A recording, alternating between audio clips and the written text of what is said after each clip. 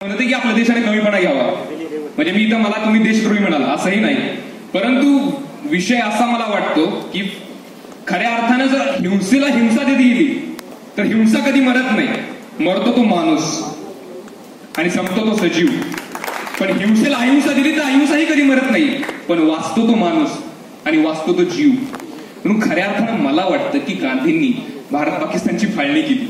ठीक आहे, गांधींनी त्यांच्या उभ्या आयुष्यामध्ये अहिंसेचा मंत्र दिला साहेब, परंतु मला वाटतं जर गांधीजी अजून 20 वर्ष जगले असते आणि त्यांनी याच शेजारच्या मैत्रीत्व देशाची जर वागणुकी बघितल्या असत्या तर देशासाठी गांधींनी त्यांच्या अहिंसाला मागे टाकून हिंसेचा देखील बत्कार केला असता. खऱ्या अर्थाने म्हणजे ही वास्तविकता मला सांगावीशी वाटते, कारण गांधी या सगळ्या गोष्टी महात्मा गांधींनी पाहिल्याच नाही, पण देशासाठी मात्र गांधींनी ही भूमिका नक्कीच घेतली असती हे मी ठामपणे तुम्हाला सांगू शकतो. त्यामुळं गांधींनी उभ्या आयुष्यामध्ये आयुष्याचा संदेश दिला साहेब.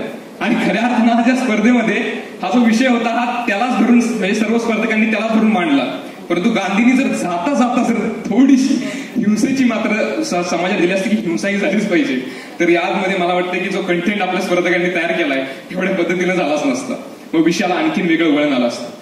त्यामुळे हा विषय काळाचा असतो, पण काळ म्हणजे प्रत्येक काळात माणसांना वर्चस्वाची लढाई लढली. ज्या त्या ठिकाणी त्याने आपल्या उन्मादी विजयाचे झेंडे इथे तिथे रवले गेले आणि याच रवलेल्या झेंड्यांच्या खाली काही माणसं एकवटली गेली आणि या झेंड्यांच्या सावलीची माणसं एकवटली. काही काळानंतर याच माणसांची एक संस्कृती निर्माण झाली, पण ती संस्कृती आज पाहता तितकीच खोचक पद्धतीने चालू होते. माणसाची कत्तल करायला लागला, मग हिंसा आणि अहिंसा या सगळ्या गोष्टी होत आल्या. पण काळानुसार माणूस वस्तुस्थितीला बघूनच वावरत असतो, जे काही त्याच्या आजूबाजूला चाललंय त्यानुसारच तो त्याच्या पद्धतीनं काम करत असतो. आणि त्यावेळी महात्मा गांधींना मला असं वाटतं जे राष्ट्रासाठी योग्य होतं ते त्यांनी केलं. जर गांधींनी जर नुसतं अहिंसेचा स्वीकार केला असता तर अहिंसा काय असते याचं महत्व आज पूर्ण जगाला कधीच कळलं नसतं, हे मला इथं सांगावंसं वाटतं. इथे बोलण्याची मला पुन्हा एकदा संधी दिली त्याबद्दल मी सर्व आयोजकांचे आभार मानतो आणि थांबतो. जय हिंद, जय महाराष्ट्र. धन्यवाद. ईश्वरी पवार मंगळवेढा ही विद्यार्थिनी ही आपली भावना या स्पर्धेबद्दल व्यक्त करणार आहे. संत दामाजी महाविद्यालय मंगळवेढ्याची विद्यार्थिनी ईश्वरी पवार.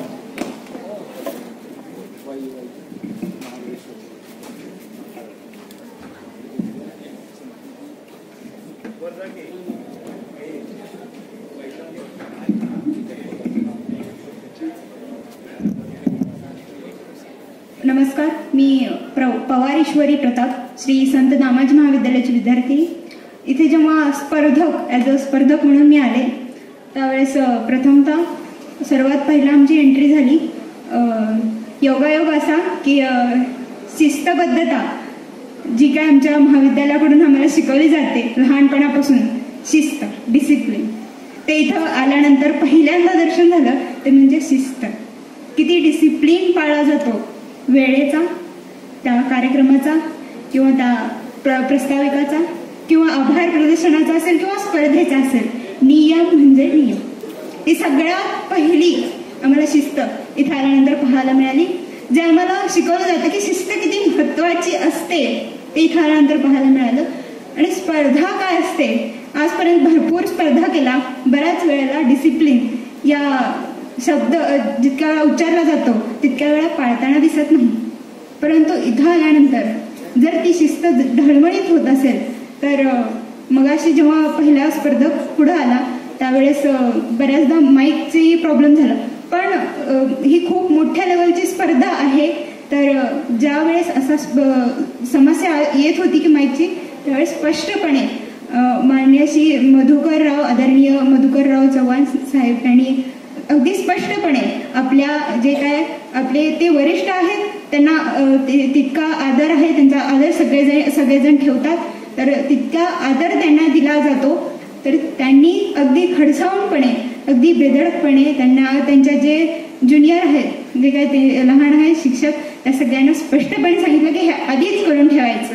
म्हणजे जो काय स्पष्टपणा आहे की आपले व्यक्तिमत्व इतकं मोठं असून सुद्धा त्यांना अगदी मी मोठमोठ्या व्यक्तींना पाहते की ते अगदी स्पष्टपणे म्हणजे ते कधी अनेक वेळा तोतरतात बोलताना की कशा पद्धतीने आपलं जे काय लहान आहे त्यांना कसं सांभाळायचं, कसं एकवटून ठेवायचं, ही कला अनेक जणांना जमत नाही.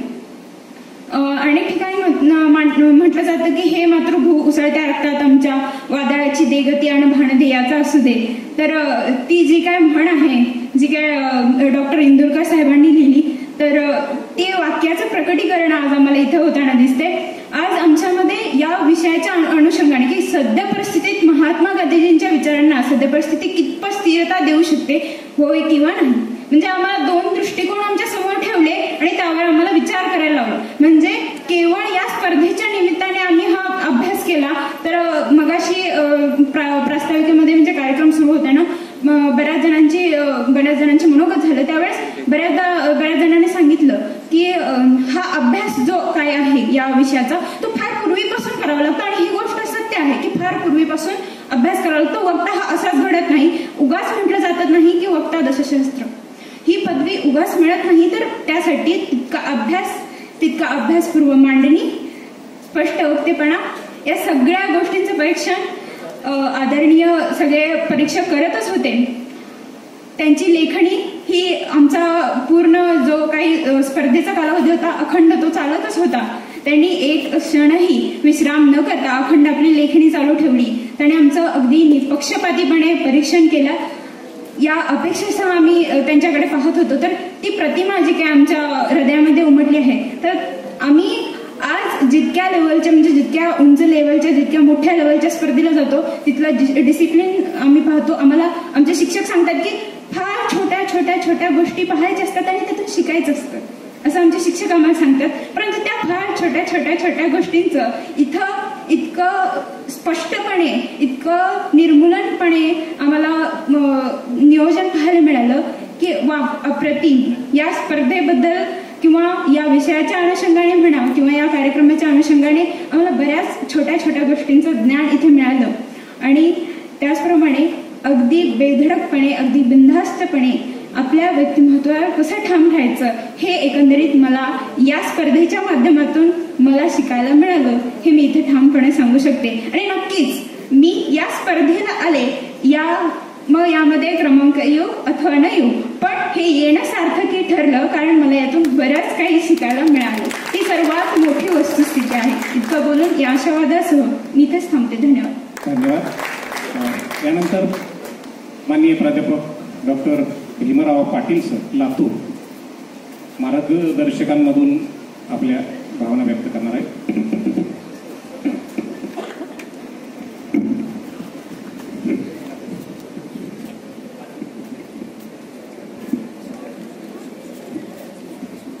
या विचारपीठावरील ऋषितुल्य व्यक्तिमत्व माननीय मधुकररावजी चव्हाण साहेब, या महाविद्यालयाचे प्राचार्य आणि माझे मार्गदर्शक प्राचार्य डॉक्टर उमाकांतजी चंदशेट्टी सर, गावचे सरपंच आलोरे सर, इतर सर्व संस्थाचालक, उपप्राचार्य लंगडे सर, सूत्रसंचालन करणारे आमचे मित्र बिराजदार सर, महाविद्यालयाचे सर्व प्राध्यापक, विद्यार्थी बंधू आणि भगिनींनो, अवघ्या 5 मिनिटांमध्ये मी या स्पर्धेचा एक श्रोता म्हणून आणि माझा संघनायक म्हणून मी माझे या ठिकाणी माझं मत व्यक्त करत आहे. खरं तर विद्यार्थ्यांना, स्पर्धकांना माझी विनंती आहे की या स्पर्धेचं बक्षीस जास्त आहे म्हणून इथून पुढे कुणी या स्पर्धेला यायचं नाही. कारण स्पर्धेचं बक्षीस महत्वाचं नाही, तुम्ही स्पर्धेमध्ये उभं राहणं सर्वात महत्वाचं आहे. आणि हे उभं राहण्यासाठी स्पर्धा आहे. खरं तर सर ग्रामीण भाग आहे. आमच्या महाविद्यालयामध्ये शहरी भागामध्ये बऱ्याच स्पर्धा सुरू झाल्या, बंद पडल्या. परंतु खरं तर प्राचार्य साहेबांचं, चंदशेट्टी सरांचं मी या ठिकाणी अभिनंदन करतो की आपण एवढी मोठी राज्यस्तरावरची स्पर्धा ठेवली, बक्षिसं पण जास्त ठेवले. खरं तर हे महाविद्यालय ग्रामीण भागामधलं महाविद्यालय आहे, म्हणून महाराष्ट्रामध्ये सगळ्यात जास्त बक्षिसं ठेवणारं वादविवाद क्षेत्रातलं एक वादविवाद पॅटर्न म्हणून अनुदूर नाव हे संपूर्ण महाराष्ट्रामध्ये ओळखलं जाणार आहे. कारण एवढं बक्षीस कुठंच नाहीये. जास्तीत जास्त आमच्या महाविद्यालयामध्ये आम्ही 5,000 रुपये ठेवतो. मुलं म्हणतात सर यायचं जायचा खर्च बी नाही, तिकीट बी निघत, आम्ही कसं यावं स्पर्धेला. म्हणजे अशा प्रकारे आपण या ठिकाणी त्यांच्या ज्ञानाचं कौतुक केलं म्हणून बक्षीस देणं हा या स्पर्धेचा उद्देश नाहीये. महाराष्ट्रामध्ये विचार करणारी, चिंतन करणारी तुमच्यासारखी वैचारिक पिढी निर्माण करावी हा या स्पर्धेचा उद्देश आहे. आणि म्हणून या ठिकाणी ग्रामीण भागामध्ये अशा प्रकारचं एक नवं वक्तृत्व आणि संपूर्ण महाराष्ट्राच्या वक्त्यांना उपलब्ध करून दिलेला आहे. आणि म्हणून बोलणं तेवढं सोपं नाहीये. आपल्याला माहिती असेल, एखाद्या माणसाला जर आपण म्हटलं जा रे त्या 4 माणसाला मारून ये, तो 4 माणसाला मारून येऊ शकतो. पण त्याच माणसाला जर म्हणलं जा रे एक अर्धा तास बोलून ये, तो बोलून शकत नाहीये. खून करणं सोपं आहे, माणसाला मारणं सोपं आहे, पण स्टेजवरून बोलणं प्रचंड अवघड आहे. आणि म्हणून या ठिकाणी बोलण्याची कला विद्यार्थ्यांच्या अंगी अवगत होणं अत्यंत आवश्यक आहे. म्हणून तक्षशिला विद्यापीठामध्ये, नालंदा विद्यापीठामध्ये डिबेट हा विषय शिकवला जात होता, वक्तृत्व कला हा विषय शिकवला जात होता. पण महाराष्ट्राच्या एकाही विद्यापीठामध्ये वक्तृत्व शास्त्र हे शास्त्र म्हणून शिकवलं जात नाही, परंतु ही शिकवण्याची आवश्यकता आहे. कीर्तनकार व्हायचं असेल तर वक्तृत्व कलेची आवश्यकता आहे. चांगला नेता व्हायचा असेल तर वक्तृत्व कलेची आवश्यकता आहे. प्रवचनकार व्हायचं असेल तर, वकील व्हायचं असेल, शिक्षक व्हायचं असेल, प्राध्यापक व्हायचं असेल तर वक्तृत्व कलेची आवश्यकता आहे. आणि तीच कला शाळा महाविद्यालयामध्ये शिकवली जात नाही. पण या महाविद्यालयानं या कलेच्या जोपासण्याची संधी आम्हाला उपलब्ध करून दिलेली आहे. खरं तर सगळ्याच या ठिकाणी आलेल्या वक्त्यांना माझी विनंती आहे की या महाविद्यालयाच्या एकदा जोरदार टाळ्या वाजवायच्या, कारण आम्हाला संधी आपण दिलेली आहे. आणि म्हणून एका ठिकाणी असं म्हटलं जातं, ढग पाण्याने भरला की त्याला बरसावं लागतं, ढग पाण्याने भरला की त्याला बरसावं लागतं, फुल गंधाने भरलं की त्याला घमघमावं लागतं, बीज मातीत रुजलं की त्याला उगवावं लागतं, वक्ता विचारानं भरला की त्याला बोलावंच लागतं. आणि म्हणून अशा पद्धतीनं हे विचारानं भरलेले वक्ते या स्टेजवर आले, अभिव्यक्त झाले. खरं तर 90 वर्ष वय असताना माननीय चव्हाण आमचे मधुकररावजी चव्हाण साहेबांनी या ठिकाणी हे सगळे भाषण ऐकले. खरं तर सर मी तुम्हाला वंदन करतो, कारण आमचे वक्ते सुद्धा ऐकत नाहीत, बोलतात आणि सभागृहाच्या बाहेर निघून जातात. खरं तर साहेबांनी सगळ्यांचे भाषण ऐकलेले आहेत, लिहून घेतलेले आहेत. आणि म्हणून अशा प्रकारे या महाविद्यालयामध्ये गांधी विचारानं घडलेलं हे महाविद्यालय, गांधी विचारानं घडलेला हा परिसर आहे. आणि म्हणून गांधींच्या विचारामध्ये दोष नाही आहे, दोष सध्याच्या समाज व्यवस्थेमध्ये आहे. म्हणून सध्याच्या समाज व्यवस्थेचे दोष तुम्ही गांधीवादावर लुटू नका. लक्षात ठेवा, हे विश्वाची माझे घर, जर हे जगत विश्व आहे, अरे निसर्गानं देश निर्माण केलेले नाही, माणसानं देशांच्या सीमा निर्माण केलेल्या आहेत. आणि म्हणून जर सीमाच नष्ट झाल्या तर युद्ध नष्ट होणार आहे. हे गांधीवाद आहे. म्हणून गांधीवादाला समजून घेणं हे फार अवघड गोष्ट आहे. आणि म्हणून अशा प्रकारे माझं स्पष्ट मत आहे, जिथं शिकवलं जातं ती शाळा नसते, जिथं शिकवलं जातं ते महाविद्यालय नसतं, जिथे संधी दिली जाते ते खरं महाविद्यालय असतं. म्हणून महाराष्ट्रातल्या सगळ्या विद्यार्थ्यांना आविष्कार होण्याची, अभिव्यक्त होण्याची संधी आपण दिला. म्हणून आमच्या महाविद्यालयाला, तुमच्या महाविद्यालयाला, तुमच्या संस्था चालकांना मी वंदन करतो, कारण अशा प्रकारचं स्टेज, अशा प्रकारचं विचारपीठ उपलब्ध करून देणं अत्यंत गरजेचं आहे. म्हणून 64 कला या वक्तृत्व कलेवर आधारलेल्या आहेत, 64 कला या वक्तृत्व कलेवर आधारलेल्या आहेत. म्हणून माझी विद्यार्थ्यांना विनंती आहे की आपण वक्तृत्व कला अवगत केली पाहिजे, कारण वक्तृत्व कला हा ज्ञानाचा नंदादीप आहे, ज्ञानाची पाणपोळी आहे. कारण वक्ता बोलून काय होता येत नाही, मेरे प्यारे देशवासियों, भाई और बहनों, पंतप्रधान होता येतं बोलून, काय होता येत नाही बोलून खूप काय होता येतं. बोलण्याची ताकद अशी जबरदस्त आहे. अरे बोलण्याने माणसं पेटतात, अरे बोलल्यानं पेटलेले माणसं शांत होऊ शकतात. एवढी ताकद वक्तामध्ये असते आणि ही ताकद वक्तृत्वामध्ये असते. आणि म्हणून आपल्या वक्तृत्वाला नैतिकतेची, सदाचाराची, शील संपन्नतेची जोड असणं अत्यंत आवश्यक आहे. आणि म्हणून वक्तृत्व हे व्यक्तिमत्वाचं भूषण आहे. लेखक कागदावर लिहितो, वक्ता श्रोत्यांच्या काळजावर शब्द कोरण्याचं काम करत असतो. एवढी ताकद वक्त्यामध्ये असते. आणि म्हणून या ठिकाणी माझी आपल्याला स्पष्ट विनंती आहे की आपण वक्तृत्व कला जोपासली पाहिजे. चांगला प्राध्यापक व्हायचंय, उत्कृष्ट विद्यार्थी प्रिय प्राचार्य व्हायचंय, विद्यार्थी प्रिय शिक्षक व्हायचंय, तर त्या ठिकाणी वक्तृत्व असणं अत्यंत गरजेचं आहे. म्हणून युगांतर घडवणाऱ्या क्रांतिकारक घटना लिहिलेल्या शब्दापेक्षा भाषणातील शब्दांनी घडून आलेले आहेत. हे शब्द अतिशय महत्वाचे आहेत. आणि म्हणून वक्तृत्व कला सर्व कलेची जननी आहे. बोलणं नुसतंच धारदार नको. काही पोरं येथून एवढे धारदार बोलत होते, खोटं बोल पण रेटून बोल, आता वादविवाद स्पर्धा होती, ठीक आहे, परंतु लक्षात ठेवा, शेवटी बोलणं आणि सत्याला अनुसरून बोलणं ह्या गोष्टी अत्यंत महत्वाच्या आहेत. म्हणून बोलणं नुसतं धारदार नको, तर बोलण्यास आधार असला पाहिजे, बोलण्यास नैतिकता असली पाहिजे. आधार असलेले शब्द मन जोडतात जन्मांतर. म्हणजे याचा अर्थ असा आहे की आम्हाला समाज जोडण्याचं काम करायचंय. आणि म्हणून बोलण्यामध्ये नैतिकता असणं गरजेचं आहे, नीतिमत्ता असणं गरजेचं आहे. म्हणून जाता जाता हवेत स्वर असतो त्या बासरीत घालावं लागतं, हवेत स्वर असतो त्याला बासरीत घालावं लागतं, पाण्यात वीज असते त्याला गती द्यावी लागते, वाऱ्यात वादळ असतं वाऱ्याला गती घ्यावी लागते.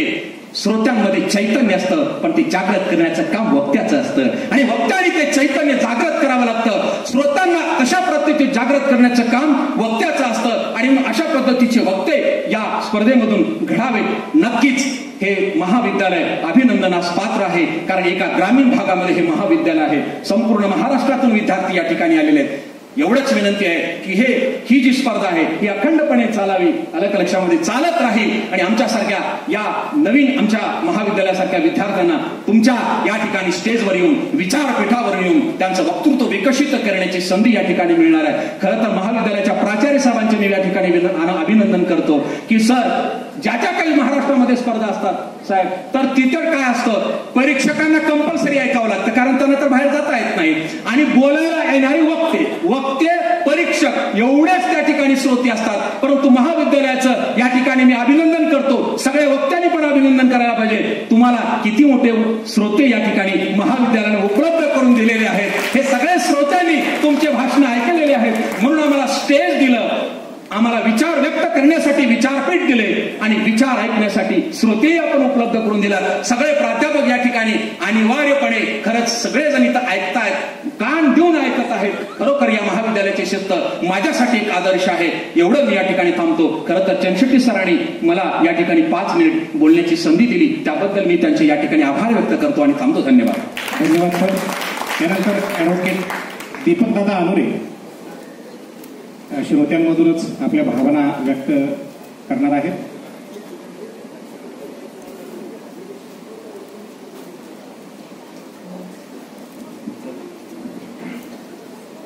आजच्या या कार्यक्रमाचे उद्घाटक आदरणीय साहेब, व्यासपीठावरील सर्व मान्यवर, उपस्थित विद्यार्थी, या स्पर्धेतील सर्व स्पर्धक, उपस्थित शिक्षक आणि प्राध्यापक म्हणून इथं उपस्थित असलेल्या या स्पर्धेमध्ये सहभागी झालेल्या स्पर्धकांना मी अगोदर सांगू इच्छितो की श्रोता म्हणून इतके वेळ आता सकाळपासून इथे मी ऐकत बसलो होतो. काही परीक्षण मीही करत होतो. शालेय जीवनापासून आदरणीय बाबांनी या शाळेमध्ये पुण्यतिथी, जयंती, निरोप समारंभ असेल, स्नेहसंमेलन असेल, असे अनेक, मला वाटतं वर्षभरातून 30 ते 35 कार्यक्रम या शाळेमध्ये घेण्याची एक परंपरा त्यांनी ठेवलेली होती. आणि त्या कार्यक्रमाच्या निमित्तानं विद्यार्थी समोर आला पाहिजे आणि तो बोलला पाहिजे. आता इथं उपस्थित असलेले ही ज्येष्ठ मंडळी सगळे माझे शिक्षक आहेत आणि प्राध्यापक मंडळीपैकी बरेच जण आमचे मित्र आहेत. आमचे वर्गमित्र सुद्धा आता काही प्राध्यापक झालेले आहेत. आपण ते चित्र डोळ्यासमोर आणूया. 90च्या दशकातलं, 85 ते 90च्या दरम्यानचं. गुरुजी असे टेबलवर खुर्चीवर बसलेले असायचे, त्यांच्या बाजूला उभारून आपल्याला भाषण करावं लागत होतं. त्यावेळेसची आपली जी अवस्था होत होती, कडक शिस्तीचे गुरुजी, आणि त्यांच्या समोर उभारून भाषण करायचं म्हणजे खूप मोठी परीक्षा होती ती. परंतु त्यांचं स्वप्न होतं की जवाहर परिवारातला प्रत्येक विद्यार्थी समोर येऊन बोलला पाहिजे, तो घडला पाहिजे, तयार झाला पाहिजे. आणि तीच परंपरा या महाविद्यालयानं त्यांची स्वप्नपूर्ती करण्यासाठी असेल किंवा त्यांनी जी परंपरा घालून दिलेली होती, त्यातून नवीन नागरिक घडले पाहिजे, चांगली माणसं घडली पाहिजे, चांगले वक्ते घडले पाहिजे, त्या दृष्टीने हा जो कार्यक्रम या ठिकाणी चंशेट्टी सर असतील, मुतकाना मॅडम असतील, सर्व महाविद्यालयाने या ठिकाणी ठेवला. मी परीक्षण करत होतो. जणू काय कमी ओव्हरमध्ये जास्त रन काढायचे आहेत अशा वेगामध्ये वक्ते बोलत होते. 5 मिनिटांमध्ये सगळे विषय संपवायचे. भाषण कसं करावं, मी सुद्धा वक्ता नाही मित्रो, मीही तुमच्यासारखाच एक विद्यार्थी, आजही विद्यार्थीच आहे. भाषण कसं करावं, बोलताना 2 शब्दांमध्ये आपण स्पेस देत नव्हतो. त्यामुळं समोरच्या माणसाच्या डोक्यामध्ये तो विचार घुसतोय का नाही याचं आपल्याला काही देणं घेणं नव्हतं. फक्त 5 मिनिटांमध्ये आपल्याला एवढं व्यक्त व्हायचं. त्याला भाषण म्हणता येतं का? आपण जे व्यक्त करतोय तो समोरच्या माणसाच्या डोक्यामध्ये घुसलं पाहिजे, त्याच्या विचारामध्ये बदल झाला पाहिजे. अनेक या चुका काढायचं म्हणून मी सांगत नाही, परंतु हे कुठेतरी आपण आत्मसात केलं पाहिजे. अनेक गोष्टींचा या ठिकाणी आपल्याला आता विचार करता येईल. खूप सुंदर, साधारण ही मुलं 20 ते 25च्या दरम्यानची असतील. 20 ते 25 वर्ष वयाच्या या तरुण पिढीमध्ये गांधीजींचा विचार घुसला. मी घुसला म्हणतोय. ही पिढी आणि तुमच्या पिढीचा मधला मी दुवा आहे. तुमच्या डोक्यामध्ये गांधीजींचा विचार घुसला आणि गांधीजींनी जे विचार मांडले त्याचा अभ्यास या निमित्तानं तुम्हाला करता आला. मित्र, या ठिकाणी एक मी गोष्ट सांगणार आहे. ती विद्यार्थी, व्यासपीठावरील सर्व मान्यवर आणि उपस्थित सर्व मान्यवरांसाठी असणार आहे. एकदा रस्त्याने एक ख्रिश्चन पाद्री चाललेले होते आणि रस्त्याने जाताना त्यांना 4 मुलं खेळत असताना दिसली. त्या मुलांजवळ ते पाद्री थांबले आणि त्या पाद्रीने सांगितले की मी माझ्या प्रश्नाचं जो खरं उत्तर देईल त्याला एक चांदीचा 1 रुपया मी बक्षीस म्हणून देणार. अर्थातच त्या मुलांमध्ये एक गुजराती होता, एक महाराष्ट्रीयन होता, एक पंजाबी होता.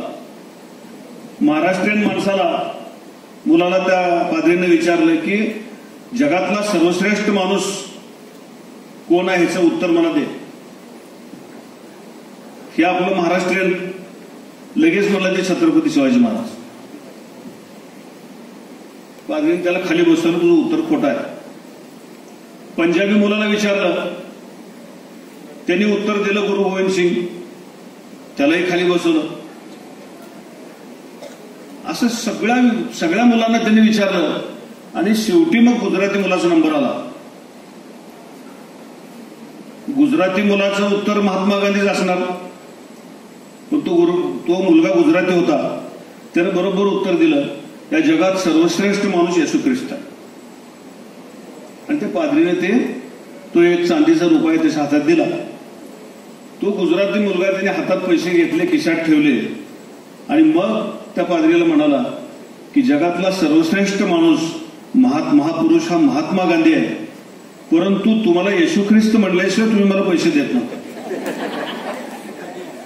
हे उदाहरण मित्र मी याच्यासाठी सांगितलं की महात्मा गांधींचा आणि महात्मा गांधींचा विचाराचा वापर 70 वर्षापासून आपण या पद्धतीने करतो. सगळ्याला तो 1 रुपया हाणायचा आहे. गांधीजींना महान कोणी म्हणायला तयार नाही. गांधीजी महान आहे ते सगळ्यांच्या मनात आहे, परंतु आपण गांधीजींचा वापर, गांधीजींच्या विचाराचा वापर सोयीने करतोय. अहिंसेचा मार्गाचा अवलंब करणारी काँग्रेस, इंदिरा गांधींना कुणी मारलं?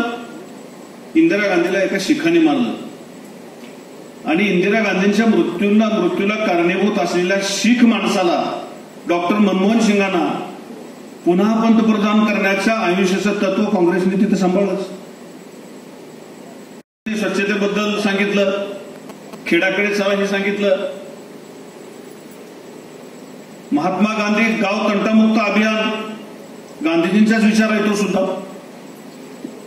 संत गाडगेबाबा ग्राम स्वच्छता अभियान तो सुद्धा विचार गांधीजींचाच आहे. म्हणजे आपण गेल्या अनेक वर्षापासून 70-75 वर्षापासून गांधीजींचा विचार आपण अवलंबतो, पण जेव्हा आपला स्वार्थ जागा होतो तेव्हा तिथं गांधीजी थोडे बाजूला ठेवतो. ही वस्तुस्थिती आहे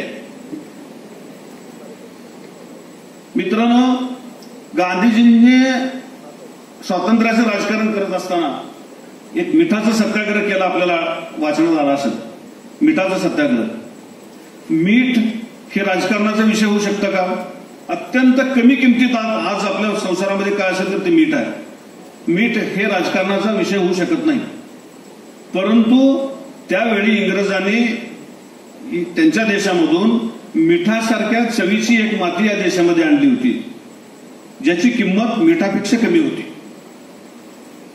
आणि मीठ हे प्रत्येक घरामध्ये लागणारा पदार्थ होता. आणि या निमित्तानं या देशातलं चलन आपल्या देशाकडे वळवण्यासाठी ते मीठ इथे मिठापेक्षा कमी किमतीमध्ये ते विकलं जात होतं. प्रत्येक घरामध्ये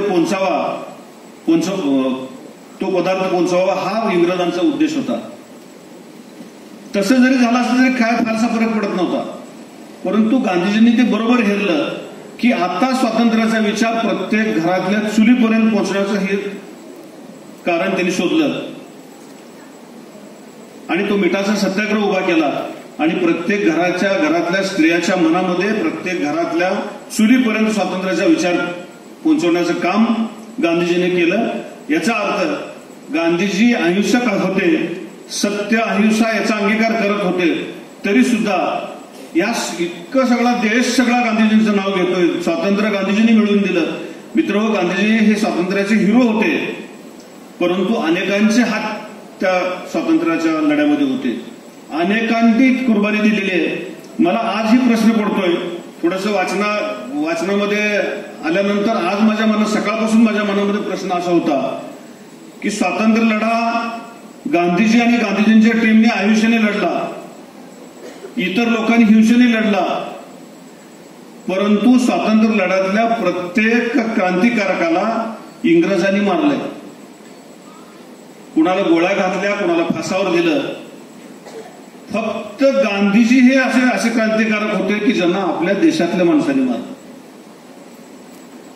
असं का झालं असावं? म्हणजे एक विचार गांधी विचारापासून वेगळा होता.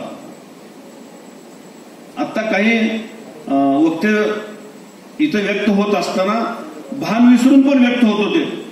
कदाचित त्यांच्या भान विसरण्यामध्ये आक्रमकता असेल, ती खदखद असेल, परंतु व्यक्त होत असताना आपण कुठल्या व्यासपीठावरती आहोत आणि कोणत्या विचारावरती ही स्पर्धा भरवली गेली. बहुतांश विद्यार्थी, 1-2 स्पर्धक जर सोडले तर अनेक जण हा जो विषय सद्यस्थितीमध्ये गांधी विचार म्हणजे मारक आहे का तारक आहे, थोडक्यात असा त्याचा विषय होता. या विचारावरती बहुतेक स्पर्धक बोलत नव्हते. गांधीजी आणि गांधीजींच्या विचाराचं कौतुक करण्यामध्ये आपली 70 वर्षे गेली, तुम्ही तेच करताय. परंतु गांधीजींच्या विचाराचा अंगीकार करण्यासाठी आपण कुणीही पुढे येताना दिसत नाही, ह्याचंही एका दृष्टीनं दुःख वाटतं. खेड्याकडे चला हा विषय इथं चर्चेला गेला पुन्हा आणि चरख्याचा पण विषय पुन्हा चर्चेला गेला. मित्र, नवीन पिढीतल्या तुम्ही किती दिवस चरखा फिरवत बसायचं, कधी ते सूत व्हायचं तयार व्हायचं, कधी आपलं शर्ट पॅन्ट तयार व्हायचं असं वाटलं असेल, परंतु त्यामधून दिला जाणारा संदेश स्वदेशीचा होता.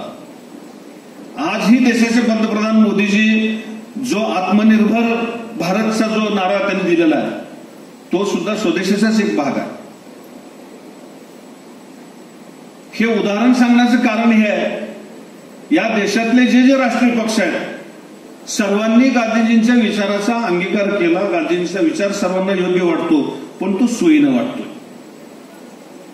आजही मोदीजींच्या आत्ता एका स्पर्धकाने सावरकरांचा पण इथे उल्लेख केला. सगळेच क्रांतिकारक होते, सगळेच देशभक्त होते, सगळ्यांनी स्वातंत्र्यासाठी लढा दिलेला आहे. परंतु काँग्रेस तर महात्मा गांधीजींच्या विचाराचीच पाईक होती, त्यांच्या विचारावरतीच काँग्रेस स्थापन झालेली होती. परंतु इतर पक्ष सुद्धा गांधीजींच्या नावाचा, गांधीजींच्या विचाराचा वापर करताना आपल्याला दिसतात, अंगीकार करताना आपल्याला दिसत आहेत. आज मोदीजींनी जे आत्मनिर्भर भारतची जी घोषणा केलेली आहे त्यात काय दिसतं आपल्याला? स्वदेशीचा अवलंब करा, आधुनिक पद्धतीने करा. आत्मनिर्भर भारतच्या या योजनेखाली ज्या मशिनरी बनवण्यासाठी किंवा एखादा कपडा बनवण्यासाठी किंवा आपल्या देशामध्ये एखादी वस्तू बनवण्यासाठी ज्या स्पेअरपार्टचा वापर किंवा ज्या स्पेअरपार्टची आपल्याला परदेशातून आयात करावी लागते ते स्पेअरपार्ट सुद्धा आपल्या देशामध्ये आत्मनिर्भर मधून तयार करा आणि जे काही वस्तू बनवायची ती 100% आपल्या देशाची स्वदेशी बनवा. हाच त्याच्या पाठीमागचा उद्देश आहे. म्हणून मी म्हणालो की सगळ्यांना गांधीजी पाहिजे, सगळ्यांना गांधींचा विचार पाहिजे. म्हणून जे पहिल्यांदा मी उदाहरण सांगितलं 1 रुपयाचं, त्याच पद्धतीनं या देशाला गांधींची गरज आहे. परंतु जेव्हा जेव्हा स्वार्थ जागा होईल, जेव्हा जेव्हा 1 रुपया मला कमवायचा आहे, त्यावेळी गांधी विचार मी बाजूला ठेवला आणि सोयीस्कर पद्धतीनं त्यांचा वापर करून घेऊन पुन्हा गांधीजींना आणि मी परत स्टेजवर आणलं. अशी परिस्थिती झालेली आहे. परंतु आजच्या स्पर्धेमध्ये एवढे तरुण मुलं ज्या तडफेने, ज्या पद्धतीने, ज्या अभ्यास करून जी मांडणी करत होती, अत्यंत सुरेख अशा पद्धतीची मांडणी या मुलांच्या मधून आपल्या सर्वांना ऐकायला मिळाली. नवे मित्रांनो, तुमच्याकडून तुमच्यापेक्षा मी आणि हे बरीच मंडळी इथली सिनियर सुद्धा आहे, तुमच्यासारख्या विद्यार्थी दशेतल्या स्पर्धकांच्या भाषणातून सुद्धा अनेक गोष्टी आम्हाला आज शिकता आल्या.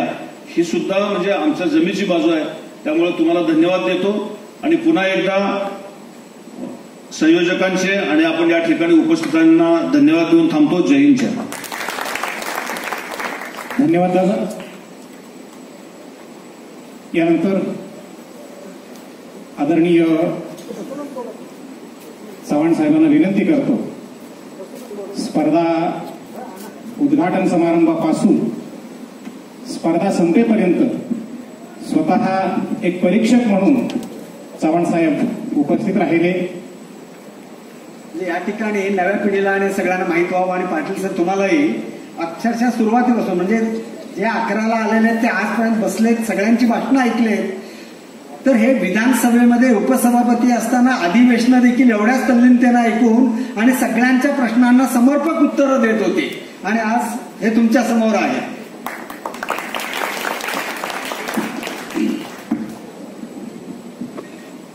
आज या ठिकाणी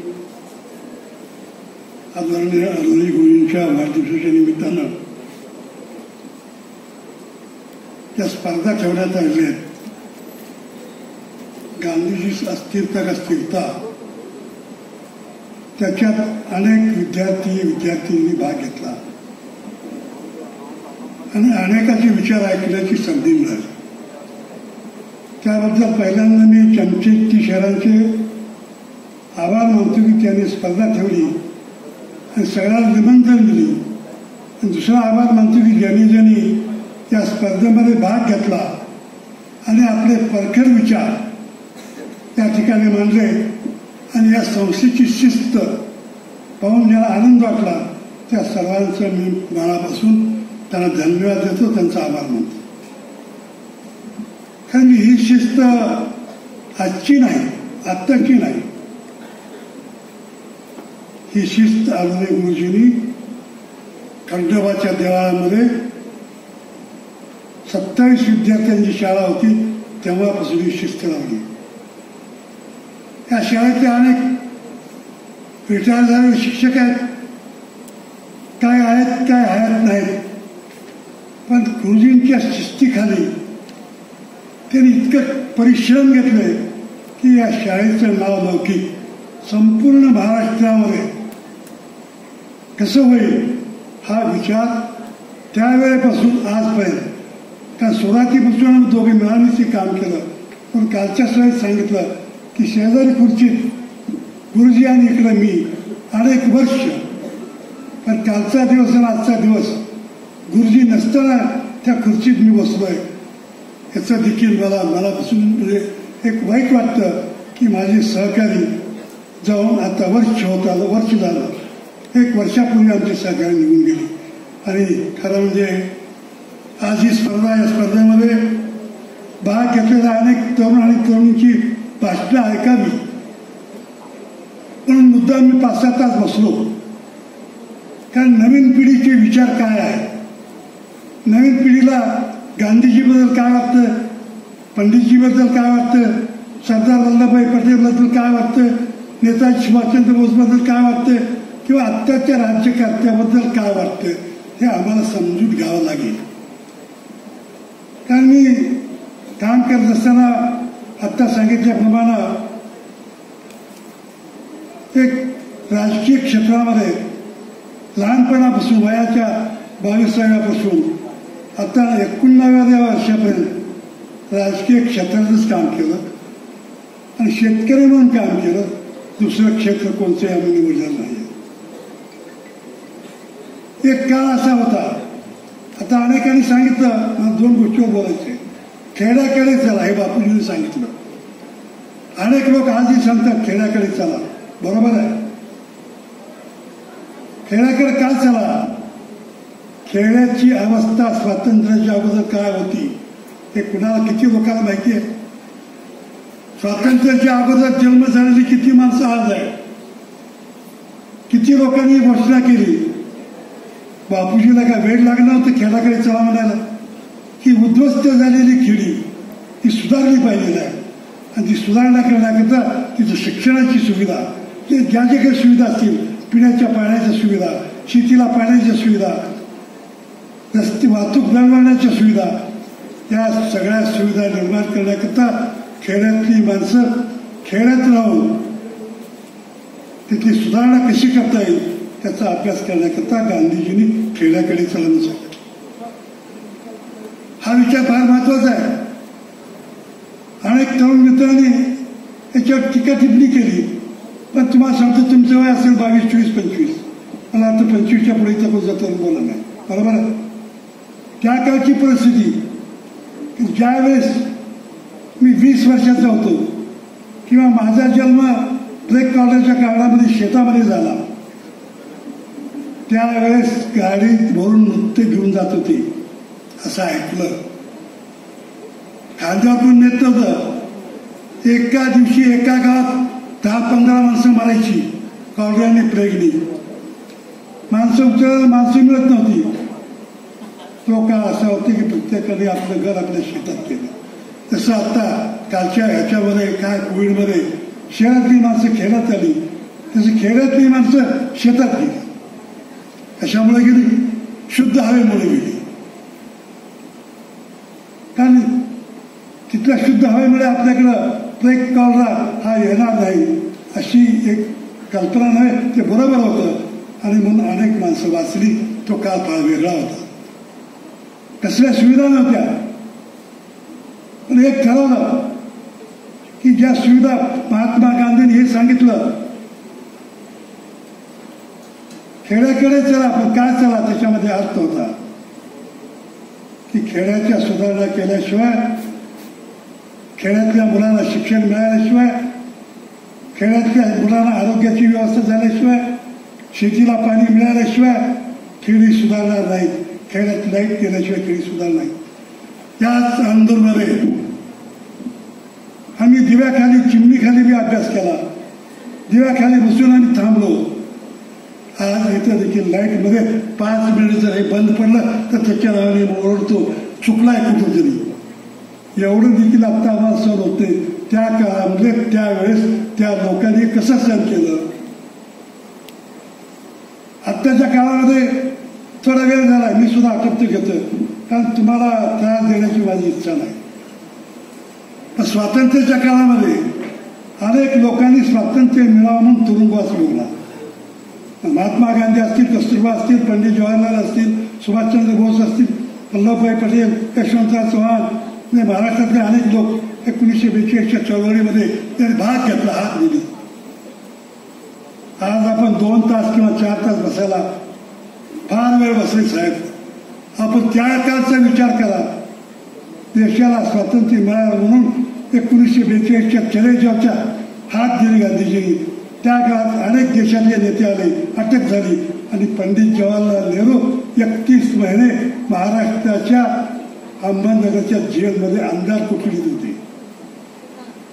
किती लोक दाखवते अंधार कोठडी. त्याशिवाय डिस्कवरी ऑफ इंडिया हे पुस्तक त्यांनी लिहिलं. काय होतं त्या पुस्तकामध्ये?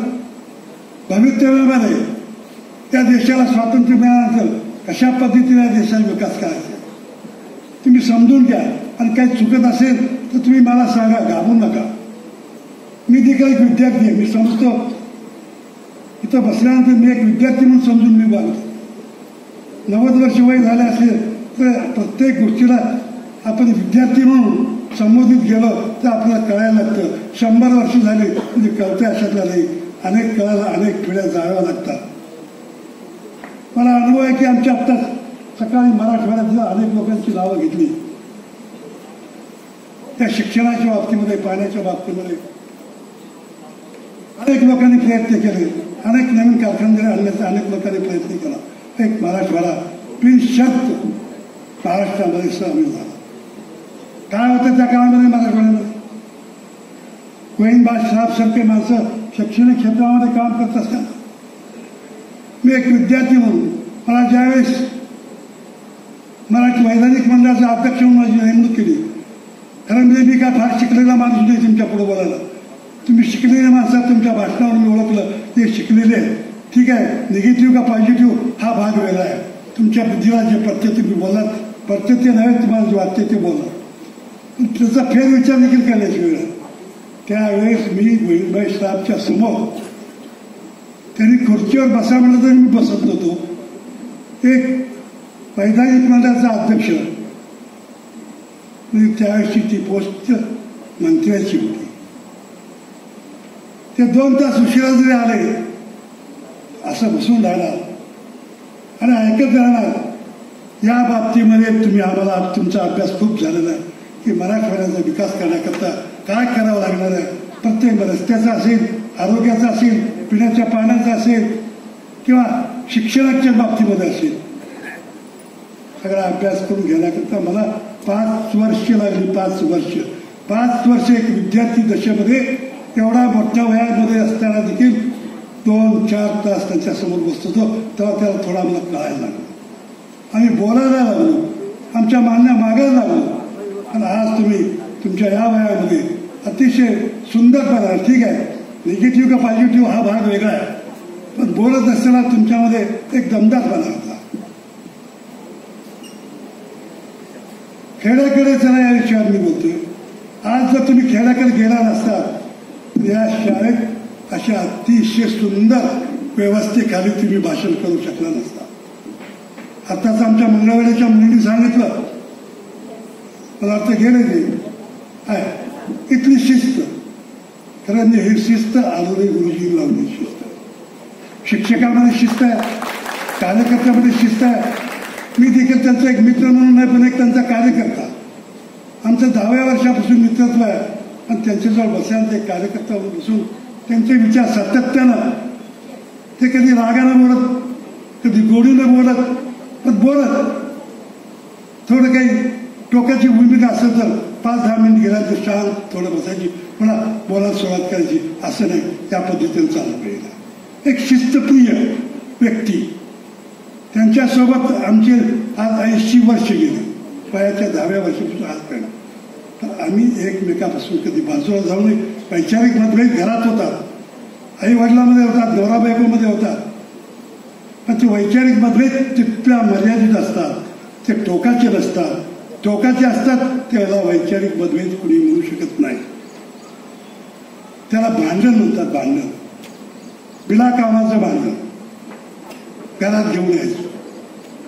पण तसं कधी इथे घडलं नाही या गावामध्ये. एक वैचारिक, सगळ्यांना, सर्व समाजाला घेऊन जाणारं, एक विचाराचं धन देणारं असं हे गाव म्हणजे अंदूर. तुळजापूर तालुक्यामध्ये सर्वात शिक्षण जास्त कुठं असेल तर अंदूरमध्ये अनेक बाहेरगावच्या तांड्यावरच्या वस्तीवरच्या मुलाला शिक्षण देणारं एक शैक्षणिक संस्था आहे. आता भराभरा मला काही मुलं गेली, मी म्हणलं, त्यांनी सांगितलं बरोबर आहे, तांड्यावर राहतात, वस्तीवर राहतात, गाड्या मिळत नाहीत, सोयी होत नाहीत, ते मुलं नाही मिळत जातात.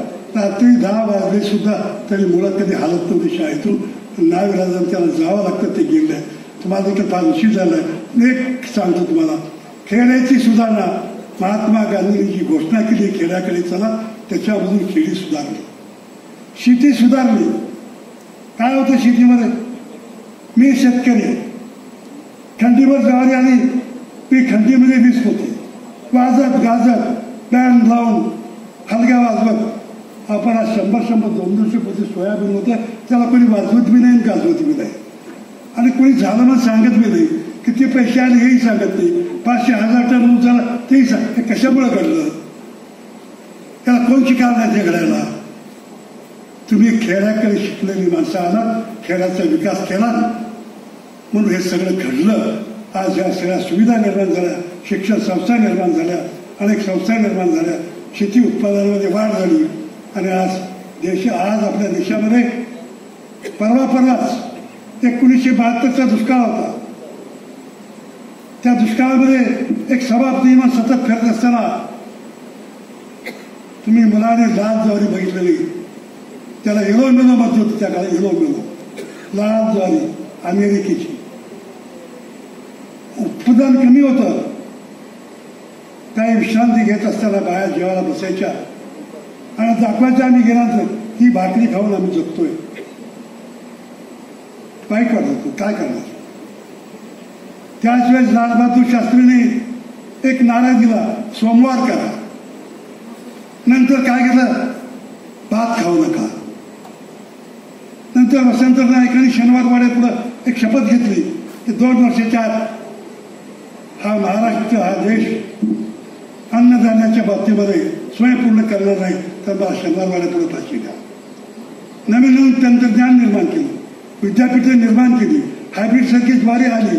आज आपण आपल्या देशातून गहू असेल, तांदूळ असेल, ज्वारी असेल, बाजरी असेल, साखर, हा साखर सम्राटाचा देश झाला. साखर सुद्धा आपण निर्यात करतो. कुठे एखाद्या मोठ्याच्या घरामध्ये एखाद्या साखरेचा चहा कप पिळायचा, त्याचं गुळ घालून. आता उलट झालंय, गुळाचा अमृततुल्य चहा. कुठं मी बोर्डच वाचतोय, कसला काही मी फिरू नये, वाचतोय, बोर्डमध्ये वाचतोय. लहानपणी गुळाचा चहा पिलाय, गुळाच्या चहापेक्षा दूध आवडत होतं.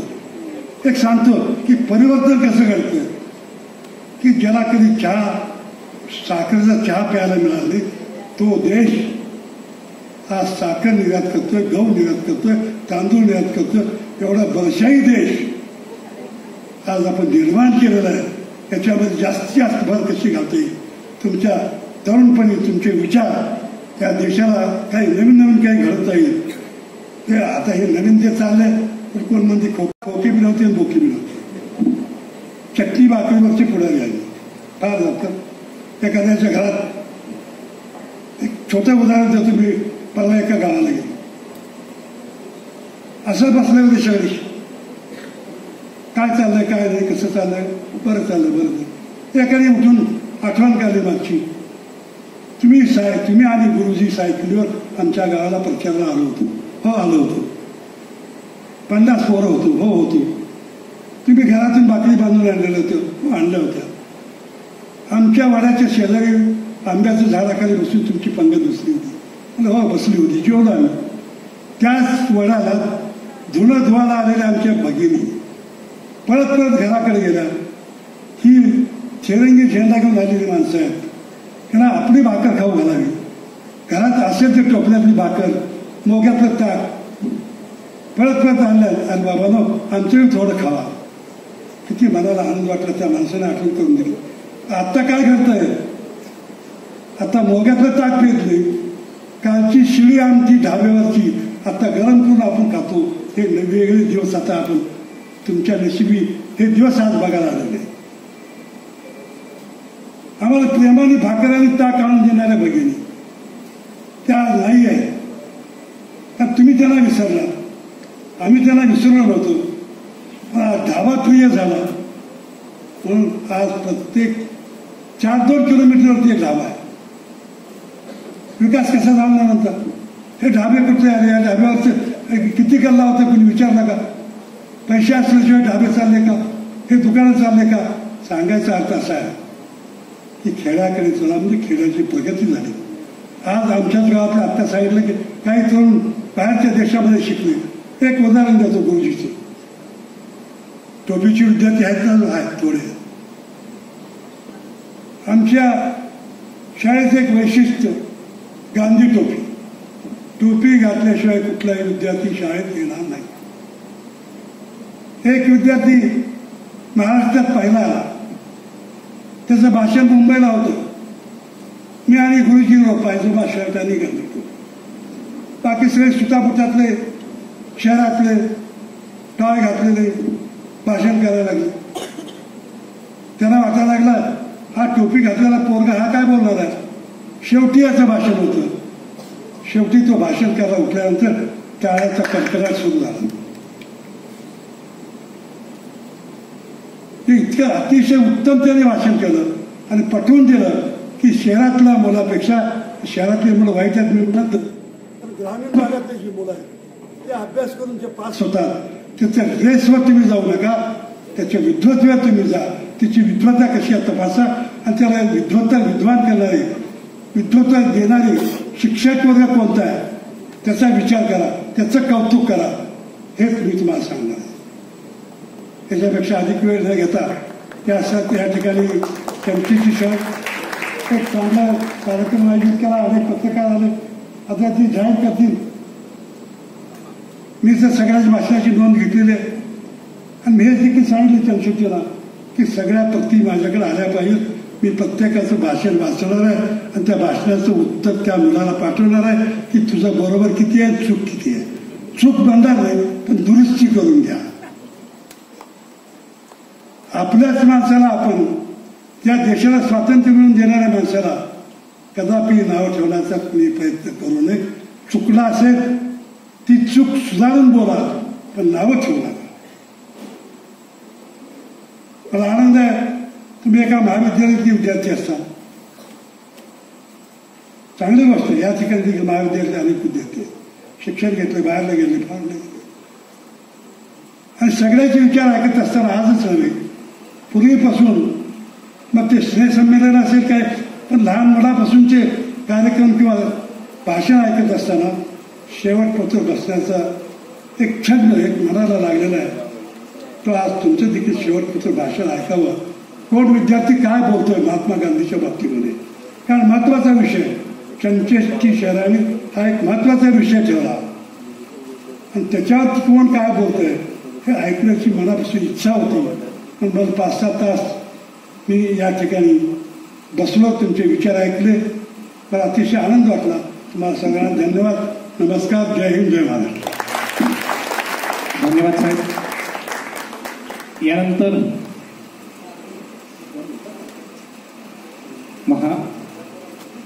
केसकर सर बोलणार. तर मी एक आता चव्हाण साहेबांनी जो उल्लेख केला आणि त्या माहितीपत्रकामध्ये देखील लिहिलेलं आहे 12वा कलम, म्हणजे 12वी सूचना आहे ते वाचा. सगळ्यांनी मला वाटतं भाषणाची प्रत दिलेली आहे.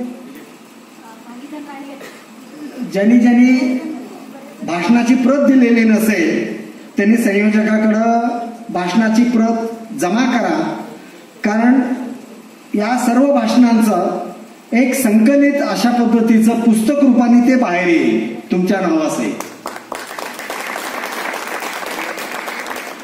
धन्यवाद सर. परीक्षक म्हणून माननीय रवींद्र केसकर सरांना मी विनंती करतो, आपण आपले विचार व्यक्त करा.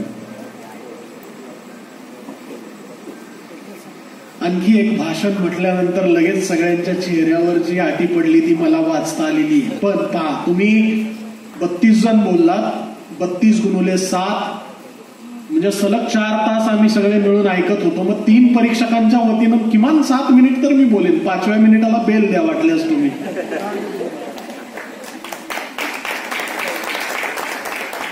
मंचावरील सर्व आदरणीय मान्यवर आणि मंचासमोरील आपण सर्व मान्यवर, माझ्या स्पर्धक लहान बहीण भावांनो, मन लावून तुम्हा सगळ्यांचं ऐकलं आणि तुम्ही खूप छान पद्धतीनं व्यक्त झालात. आम्हा तिन्ही परीक्षकांच्या वतीनं मी तुम्हा सगळ्यांचं मनापासून अभिनंदन करतो.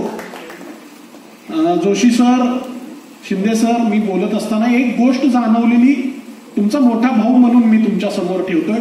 परीक्षक म्हणजे काय, एक 10-15 वर्षापूर्वी मी तुमच्या खुर्चीत बसत होतो, आज इथे आहे, इतकाच फरक आहे.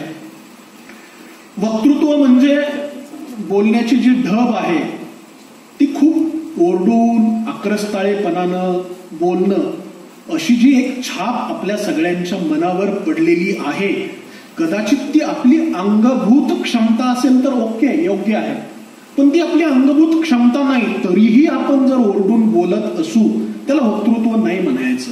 एक छोटं उदाहरण देतो. आपण नळावरती, आता कदाचित कोणी जातच नाही नळावरती घागर घेऊन, पण चला आपल्या काळातलं उदाहरण देऊ. चव्हाण साहेब आमच्या काळातलं उदाहरण देतो. वॉश बेसिनवरती आपण हात धुवायला गेलो, वॉश बेसिनचा नळ खोलला आणि त्या पाण्याचा स्पीड जर वेगात असेल तर आपण काय करतो? काय अडचण आहे, वेगात जाऊ द्या, सांडलं तर सांडलं. किंवा नळावरती एखादं बकेट भरायचंय, घागर भरायची, तर नळाची तोटी पूर्ण खोलतो, पण त्याच नळाखाली जर प्लेटमध्ये पाणी घ्यायचं असेल तर विषयानुरूप समोर असलेलं पात्र, समोर असलेलं भांड काय आहे त्यानुसार आपल्या अभिव्यक्तीचा वेग, शब्दफेक, उत्साह सगळं काही ठरवता येतं. ते कृत्रिम असू नये. अजून एक महत्वाची गोष्ट, 31,000चं पहिलं बक्षीस आहे आणि 7 मिनिटात 31,000 मिळणार आहेत चव्हाण साहेब. एका मिनिटाला साधारणपणे 4,500 रुपये. आपले मायबाप महिनाभर कष्ट केल्यानंतर सुद्धा 31,000चा पगार मिळत नाही, जो 7 मिनिटात तुम्हाला मिळणार आहे. मग 7 मिनिटात मिळणाऱ्या या पैशासाठी आवश्यक असलेल्या शब्दांची निवड आपण केली आहे का, आपण स्वतःला विचारायचं. म्हणजे त्या प्रत्येक शब्दांची जर आपण बेरीज केली तर आपल्या 7 मिनिटामध्ये 31,000 शब्द होत नाही. म्हणजे एका शब्दाला जर तुम्हाला 200-400 रुपये मिळणार असतील तर तो शब्द काय तोलाचा असायला हवा, काय ताकदीचा असायला हवा ना. बाकी चलो, तुम्ही ज्या पद्धतीनं मांडलाय, काही जणांनी तर प्रचंड आनंद दिला. म्हणजे रामचंद्र गुहांचा संबंध आला, सुंदरलाल बहुगुणांचा तुम्ही उल्लेख केला, रामचंद्र गुहांच्या इंडिया आफ्टर गांधी त्याचा उल्लेख आला. मला आनंद वाटला. मी तुमच्या वयात हे वाचलेलं नव्हतं. जे तुम्ही किमान संदर्भ म्हणून तरी तुम्ही वाचले, ते पूर्ण जर वाचलं तर अजून खूप आनंद येईल. आणि एका मित्रानं मला येऊन विचारलं, सर की मी कवितेचं कोटेशन वापरलं तर यातून बाद तर नाही होणार. काहीच अडचण नाही. अख्खीच्या अख्खी कविता विषयाला पूरक असते आणि सांगितली असती तरी काही अडचण नाही. पण काही लहान बहीण भावांचा गोंधळ झाला. कविता सांगत असताना कवीचं नाव नाही सांगता आलं, कवीचं नाव सांगितलं पण चुकीचं सांगितलं.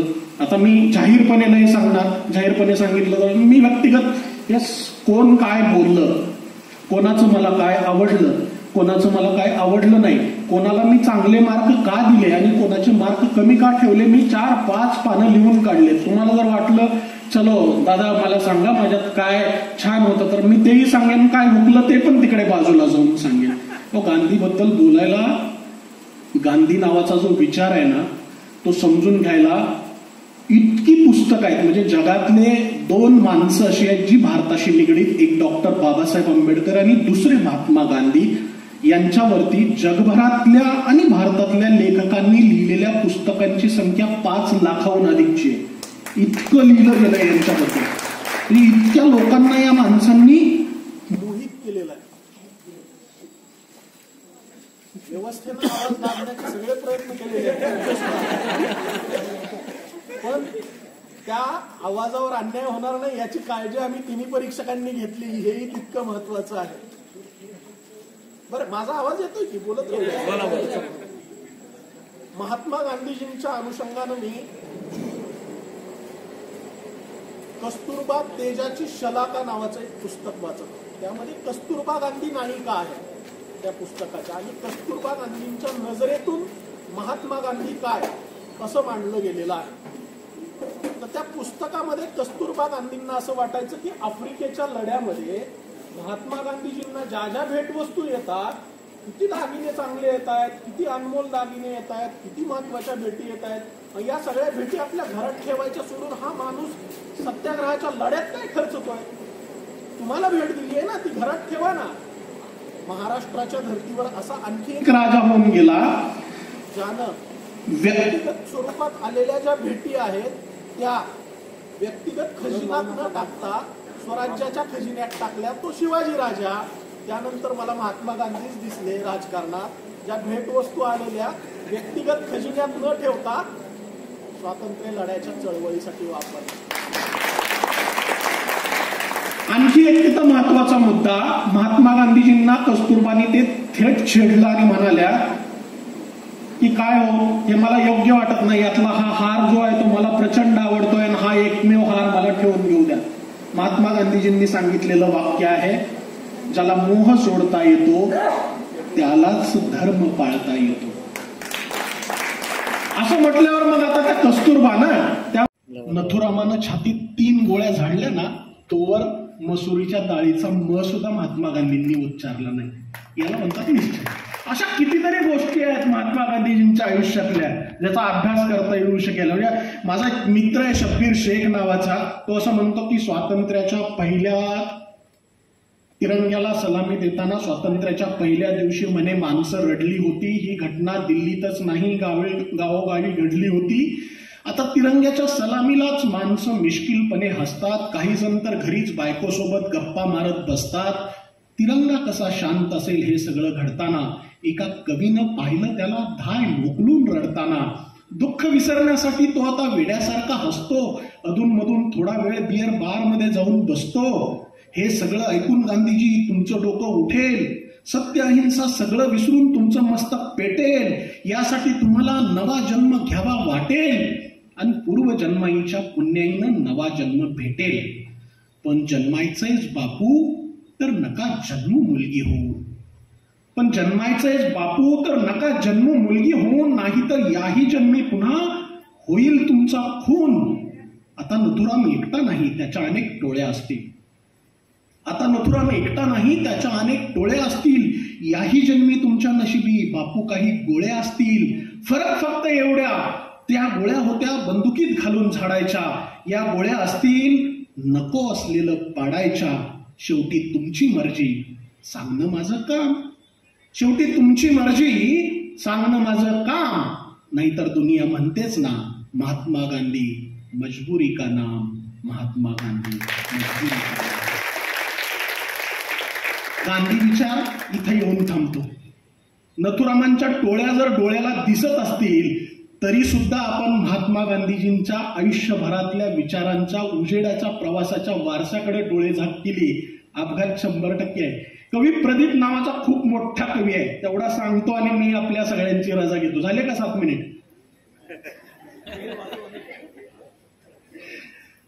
कवी प्रदीपचं एक रचना तुम्हाला सगळ्यांना आठवत असेल ना.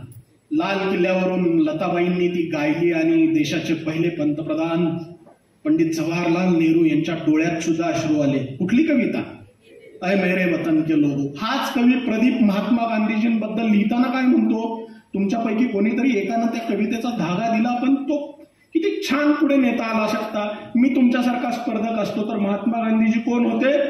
जब जब तेरा बिगुल बजा जवान चल पड़े, मजदूर चल पड़े तो किसान चल पड़े, कदमों में तेरे कोटि कोटि प्राण चल पड़े, हिंदू हो मुसलमान सिख पठान चल पड़े, और फूलों की सेज छोड़ के दौड़े जवाहरलाल, साबरमती के संत तूने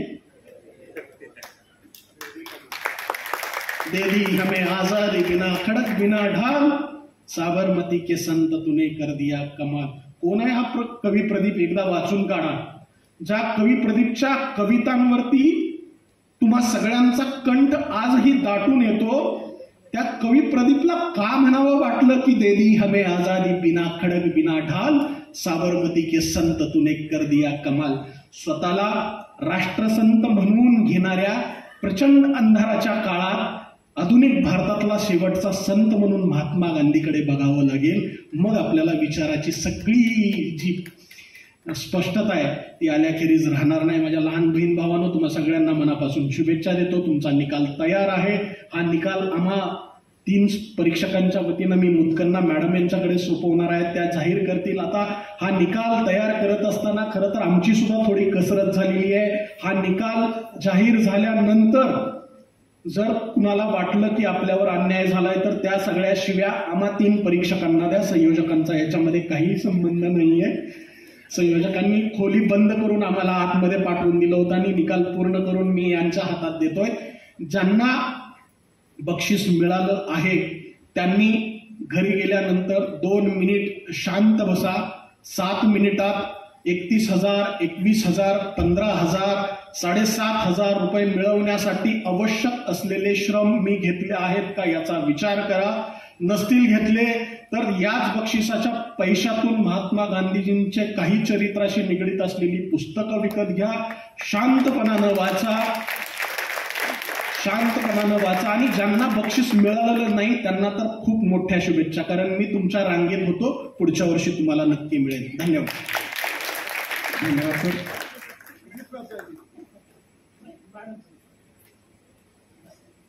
दादांना विनंती करतो की 2 मिनिट.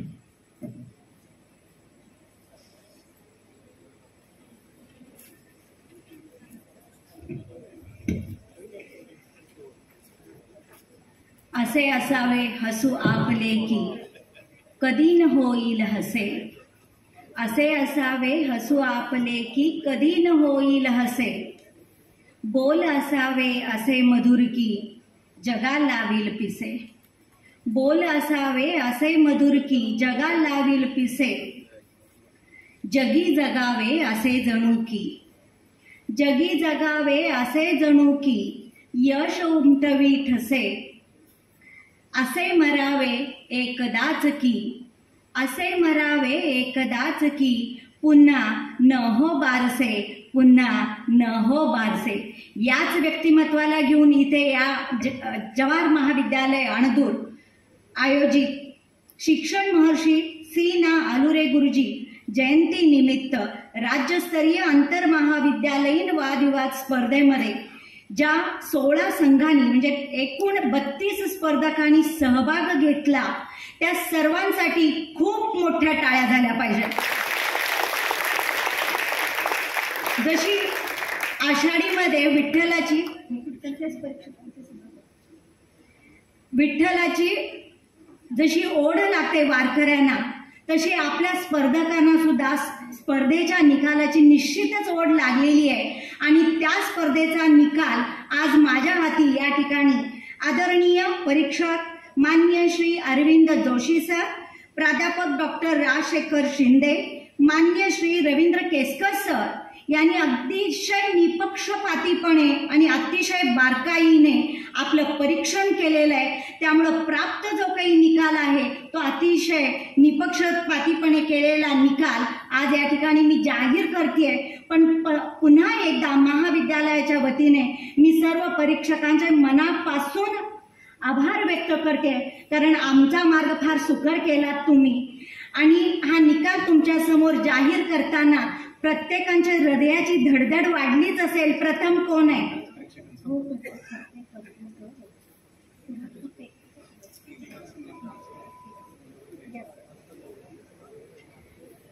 तर आपला हा निकाल ज्यांनी जाहीर केला त्या आदरणीय परीक्षकांचं आपण सन्मान चिन्ह देऊन आणि आभार पत्र देऊन या ठिकाणी आपण त्यांचा स्वागत आणि सत्कार करणार आहोत. माननीय श्री अरविंद जोशी सर यांचं स्वागत आदरणीय रामदादा आलुरे यांनी करावं अशी मी त्यांना विनंती करते.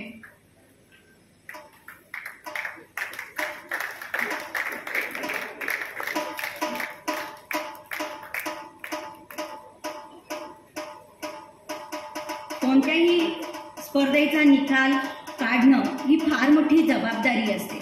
परीक्षक जे असतात त्यांची खरी ती परीक्षा असते आणि या परीक्षेच्या या प्राध्यापक डॉक्टर राजशेखर शिंदे सर, आदरणीय प्राध्यापक डॉक्टर राजशेखर शिंदे सर यांचाही या ठिकाणी यथोचित सत्कार व्हावा अशी मी आदरणीय चव्हाण साहेब यांना अशी विनंती करते की त्यांनी त्यांचा यथोचित सत्कार करावा.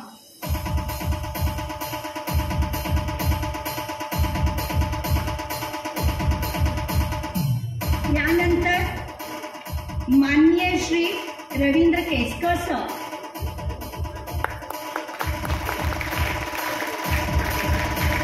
यांचाही सत्कार या ठिकाणी होतो आहे. तर आदरणीय महादेवअण्णा आलुरे यांना मी अशी विनंती करते की त्यांनी त्यांचा यथोचित सत्कार करावा.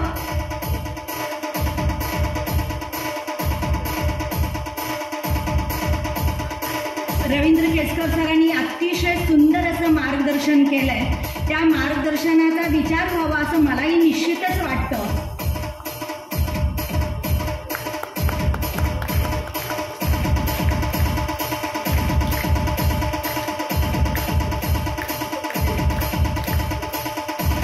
खूप खूप धन्यवाद सर. पुन्हा एकदा आपले मी मनापासून आभार व्यक्त करते. आणि ज्या क्षणाची आपण वाट पाहत आहात तो क्षण आपल्या समोर आता शिक्षण महर्षी सी ना आलुरे गुरुजी जयंती निमित्त राज्यस्तरीय आंतर महाविद्यालयीन वाद विवाद स्पर्धा उत्तेजनार्थ पारितोषिक महाराष्ट्र महाविद्यालय निलंगा आणि स्पर्धक आहेत कुमारी रचना राजेंद्र हजारे, गीता माधव वाडकर. अभिनंदन. त्यांनी यायचे. स्पर्धकांनी लवकर यायचं आहे.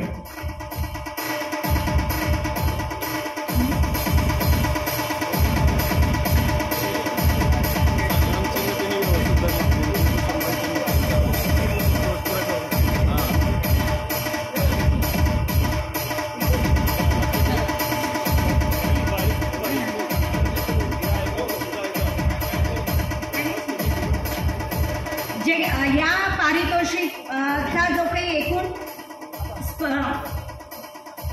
पारितोषिक आहे, रोख रक्कम 7,500 रुपये, सांघिक सन्मान चिन्ह आणि प्रशस्ती पत्र, या तिन्ही गोष्टींनी आपण त्यांना सन्मानित करतोय आणि त्यांना पुढील स्पर्धेसाठी खूप खूप खूप शुभेच्छा सुद्धा देतोय. खूप अभिनंदन. रचना राजेंद्र हजारे, गीता माधव वाडकर, महाराष्ट्र महाविद्यालय निलंगा. द्वितीय पारितोषिक आहे 21,000 रुपयाचं.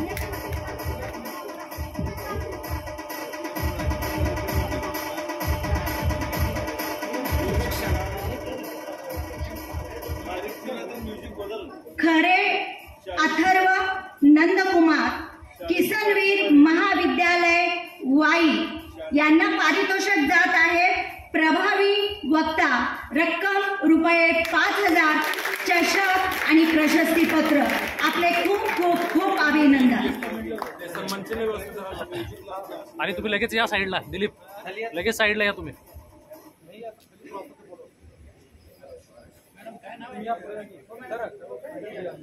त्याला हलवायचं नाही आता, तुम्ही खालून घ्या फोटो.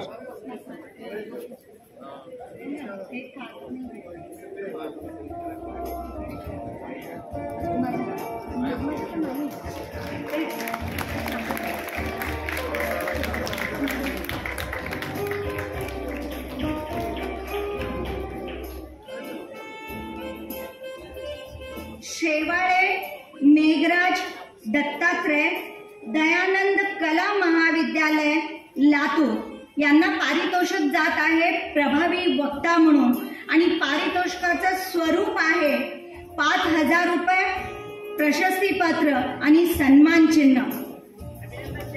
संघ प्रमुखांनीही पारितोषिक बरोबर यायचं आहे. संघ प्रमुख, वक्त्यांचे मार्गदर्शक संघ प्रमुख हे त्याच्याबरोबर यायचं आहे.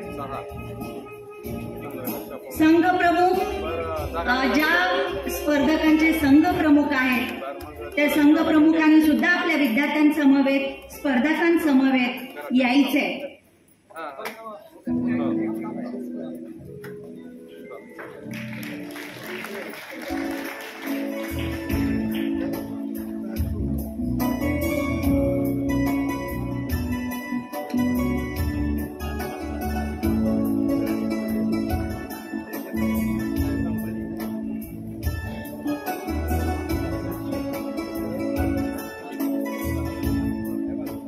प्रभावी वक्ता पारितोषिक आपल्याला 5,000 रोख रक्कम, प्रशस्ती पत्र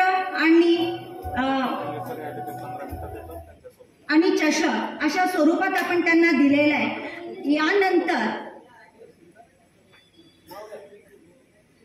बाबूराव पाटील महाविद्यालय अणगर यांना जात आहे तृतीय पारितोषिक आणि स्पर्धक संघातले स्पर्धक आहेत कुमारी नम्रता विलास चव्हाण, तुकाराम बाबू वाघमोडे. त्यांच्यासोबत जर संघ प्रमुख असतील तर संघ प्रमुखांनी या ठिकाणी यायचे. पारितोषिक 15,000 रुपये, रोख रक्कम, प्रशस्ती पत्र आणि सन्मान चिन्ह यांनी आपण त्यांना सन्मान करतोय त्यांचा. आणि या सर्व स्पर्धक संघाचे आणि संघ प्रमुखांचे महाविद्यालयाच्या वतीनं हार्दिक अभिनंदन. द्वितीय पारितोषिक जात आहे बलभीम कला व वाणिज्य महाविद्यालय बीड. बलभीम कला व वाणिज्य महाविद्यालय बीड स्पर्धक संघातील स्पर्धक विद्यार्थी आहेत ओम हरी कल्याण जाधव, रोहन नामदेव चव्हाण. स्पर्धकासोबत संघ प्रमुख असतील तर यायचं आहे.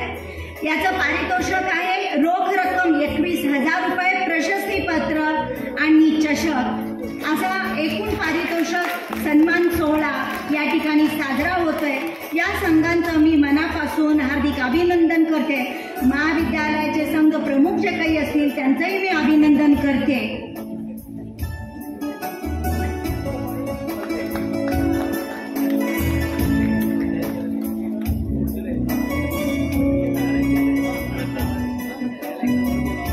आणि आता तो पहिल्या क्रमांकाचा उत्कट क्षण म्हणजे प्रथम पारितोषिक. उत्कट क्षण आहे. तर आपल्याला असं काय वाटतं की कोणत्या महाविद्यालयाचं प्रथम क्रमांक आलेला असेल?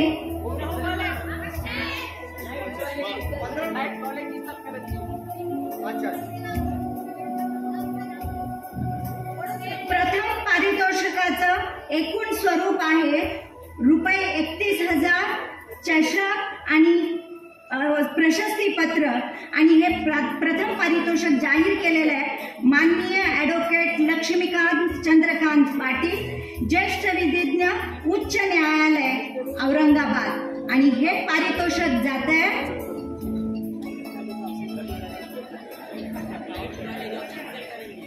महत्वाचं पारितोषिक जात आहे ज्याच्यासाठी आपल्याला 7 मिनिट आपण काय बोललो हा विचार करायला लावणार आहे.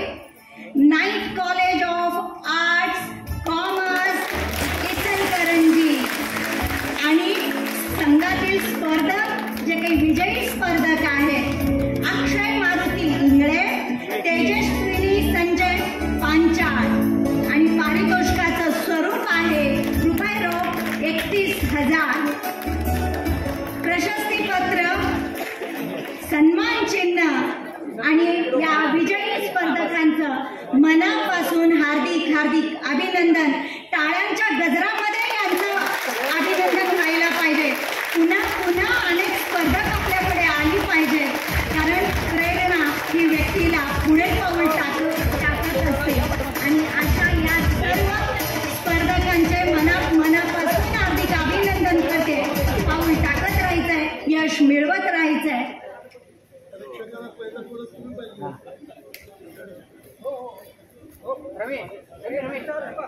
सर्व स्पर्धकांचा एक समूह फोटो घ्यायचा आहे. सगळे स्पर्धक पुढे यायचे.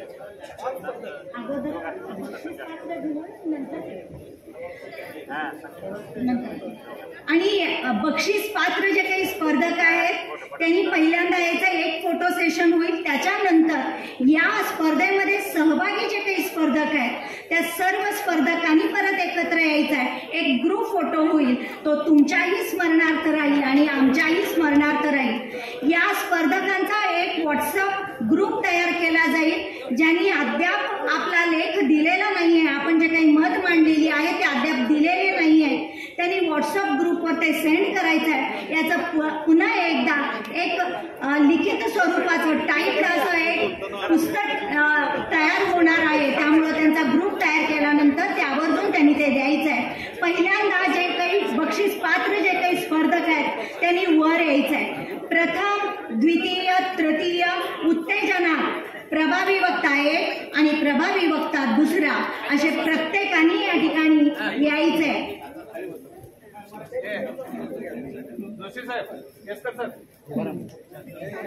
ज्यांना ज्यांना पारितोषिक मिळालेली आहेत त्यांनी जाताना कार्यालयामध्ये आपली भेट घ्यावी आणि त्यानंतरच आपण हे मुख्यालय सोडावं अशी मी त्यांना सूचना करते.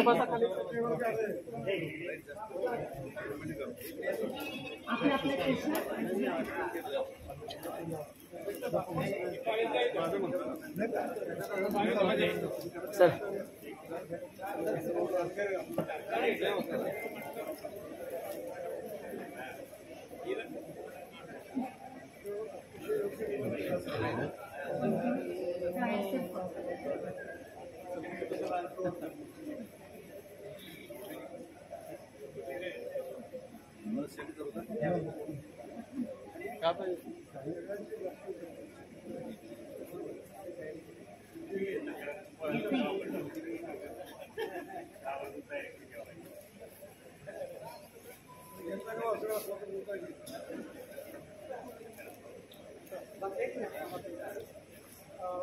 बाकीचे इतर स्पर्धक देखील या.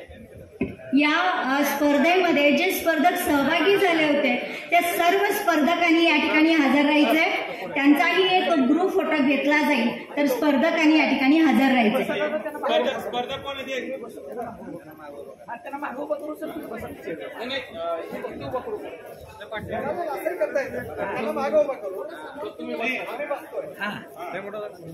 बसत नाही एवढं फ्रेम बारीक बारीक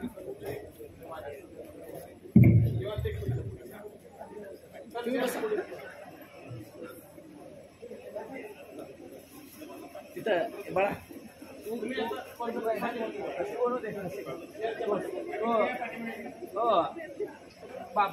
बाबांचं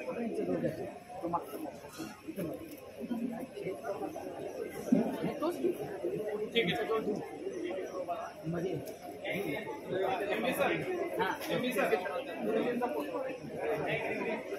तो फोटो समोर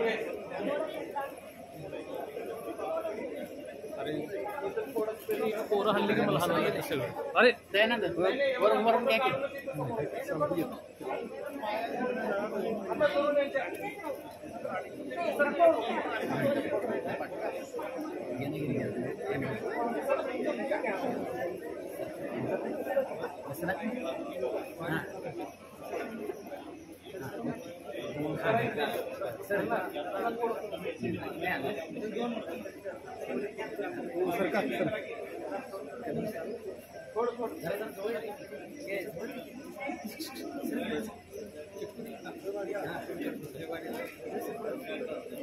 हो सर येते का व्यवस्थित येते का फोटो व्यवस्थित